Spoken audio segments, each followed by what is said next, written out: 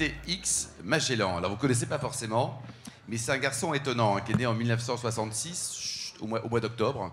On a donc 2 mois d'écart, mon cher Jérôme.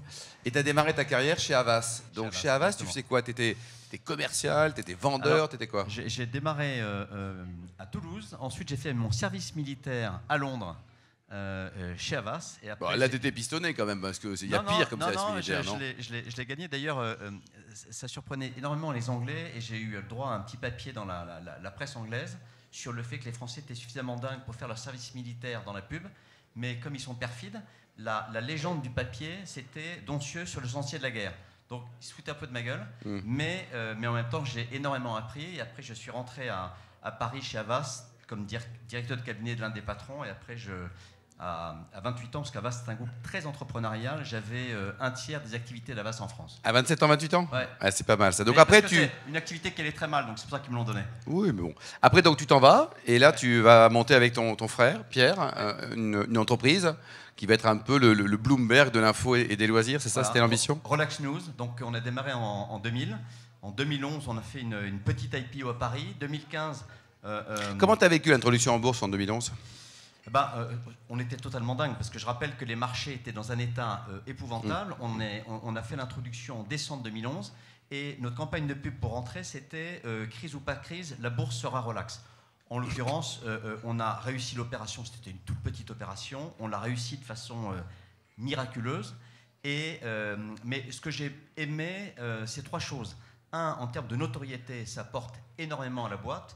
Deuxièmement, en termes de discipline, d'information, etc., même si on avait déjà des actionnaires exigeants, c'était extrêmement bien. Et puis troisièmement, en termes d'ambition, d'une certaine façon, ça... crédibilisé aussi. Ouais, ça crédibilise. Donc voilà, et puis in fine, on a eu la chance d'être acheté par Publicis. Tu l'as bien vendu? On l'a correctement vendu. Et combien tu l'as vendu, par exemple? C'est public, hein, c'était vendu 15 millions d'euros. 15 millions d'euros, donc tu as un petit peu de sous. Et alors après, qu'est-ce qui se passe? Publicis et Renault, ils se mettent ensemble, et pof, ça accouche de ETX. Qu'est-ce qui est passé? En fait, ce qui s'est passé, c'est que octobre 2018, sur le mondial de l'automobile, Carlos Ghosn, pardon, je prononce son nom, parce que c'était son intuition, était le premier à voir... Il faut pas t'excuser, c'est un garçon étonnant. C'était le premier à voir, l'arrivée de l'électrique, et 2, un changement complet de paradigme dans l'industrie automobile. Le fait que la valeur allait passer du hardware au software et de l'extérieur du véhicule à l'intérieur. On croit que c'est Elon Musk, mais le premier en l'occurrence, c'était Ghosn. C'est Renault qui était le premier par rapport à ça. Et Maurice Lévy et Carlos Ghosn, puis ensuite Thierry Bolloré, ont dit mais finalement, cette idée-là, il faut révolutionner l'industrie automobile en créant la première plateforme de contenu en situation de mobilité. Et on devait le faire, Renault, Publicis, Ghosn est empêché, mais Thierry Bolloré continue à le faire. Et fin décembre 2019, là je raconte un peu les coulisses. On n'est pas nombreux, donc ça va. Non, mais ça va. C'est pas filmé en plus. Renault devait nous racheter.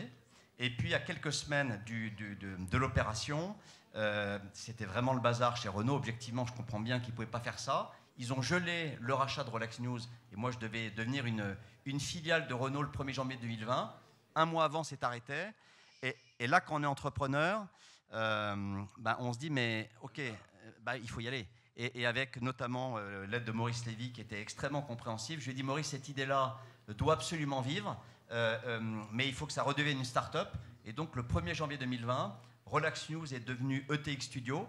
ETX, ça veut dire Editorial Transformative Experience. Et l'idée, c'est quoi?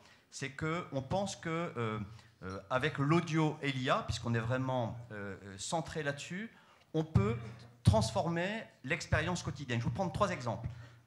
Aujourd'hui, si vous voulez écouter le Figaro, grâce à la technologie texte... Qui écoute le Figaro, par exemple? Bon, il y a très peu d'écoute. Hein. Si, oui. Voilà. Mais ça commence. Grâce à la technologie, aujourd'hui, on peut commencer à écouter les journaux. Et l'usage, là, en 1 an, est en train de se développer fortement. Deuxièmement, pour les entreprises, si le mal du siècle, c'est pas le mal de dos, c'est le manque de temps. C'est les deux quand même. Hein. Ouais, mais le manque de temps, c'est un sujet majeur. Et imaginons que tu sois ou je suis commercial chez L'Oréal, je passe beaucoup de temps dans ma voiture. Si je peux écouter ce que j'ai pas le temps de lire, je vais transformer les choses. Et puis dernier point, je parlais de Renault tout à l'heure, les constructeurs automobiles sont ultra challengés en ce moment, notamment pour une raison, c'est que les marchés financiers ne reconnaissent pas leur capacité à devenir des champions de l'économie de l'attention. leur capacité à devenir des boîtes de software n'est pas reconnue. Et nous, on essaye, avec l'Audio Ilia, d'y contribuer. Et donc vous avez racheté, donc là vous avez mergé avec Magellan récemment. Absolument, il y a avec 2 ans. Mathieu Gallet qui était notre invité il y a très peu de temps. C'est quoi les idées forces qui ont présidé à ce rapprochement? Tout simplement parce que Magellan est une marque fantastique. Mathieu avec Arthur Pertico est un garçon fantastique. Ouais, c'est vrai, il est fort. Et simplement, ils étaient partis sur un projet B2C. Moi, je pense qu'on résume souvent l'audio au podcast B2C. Pour le coup, pour plein de raisons qu'on pourra détailler, je ne crois pas au marché du podcast B2C. En revanche, le marché de l'audio, c'est un marché B2B avec un énorme potentiel. Et pourquoi je distingue audio et podcast? Le podcast, c'est la partie visible d'un iceberg. Si on part du principe, et visible et sexy d'ailleurs, hein, on dit beaucoup que la dernière élection américaine, c'est l'élection du podcast. Parce qu'il y a eu énormément de podcasts qui ont été faits. Mais si on part du principe que grâce à la technologie, on peut industriellement transformer des textes en audio, ça va révolutionner les médias, révolutionner les entreprises, révolutionner l'industrie automobile. C'est un sujet majeur. Et je termine juste sur un point. Il y a quelques siècles à Paris, on a inventé les salons de conversation. Au fond, c'était les happy few de l'époque qui partageaient en petits comités de l'information. Moi, ce que je crois, c'est que grâce à l'audio, l'IA et donc toute la technologie, la France peut être vraiment à la pointe de la réinvention des nouveaux salons de conversation, mais pas entre initiés à destination de tout le monde. Et avec la tech, aujourd'hui, nous, on s'est amusé à cloner ma voix et je parle un mauvais anglais, je parle pas allemand, je parle pas chinois.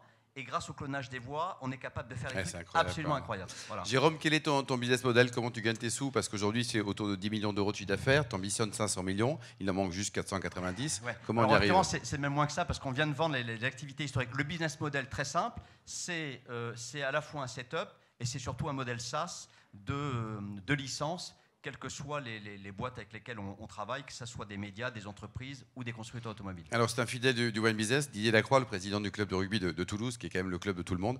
Donc, toi, tu supportes Toulouse. Tu es toulousain, quoi, 100%. Et donc, cette année, qu'est-ce qu'ils vont faire? Ils vont gagner encore ou pas? Écoute, en tout cas, quand on regarde le dernier match du Champions League, c'est bien parti. C'est bien parti. En tout cas, le Wine Business se réunit à Toulouse, tu dois connaître, au Jardin de l'Opéra, avec un chef exceptionnel qui s'appelle Stéphane Tournier. Et pour terminer, donc, toi, tu adores la politique, donc le nom de notre futur Premier ministre. C'est Jérôme, c'est qui? Bon, alors c'est Jérôme, c'est pas forcément c'est Jérôme. Ça, c'est super facile. Oui. Moi, j'ai 3 idées. Oui. Une plausible, Bernard Cazeneuve. Une peut-être plus inattendue, Augustin de Romanet. Peut-être qu'in fine, ça va être une solution technique. Oui. Et puis une moins attendue, Nicolas Sarkozy. Ouais, mais c'est bien, t'as des cordesses parce que t'y vas, quoi. C'est la réponse au plus tard demain, quoi. Voilà, donc il devait être brillant, il a été, on l'applaudit très chaleureusement, Jérôme. Merci, Jérôme, merci pour ta belle intervention, quoi.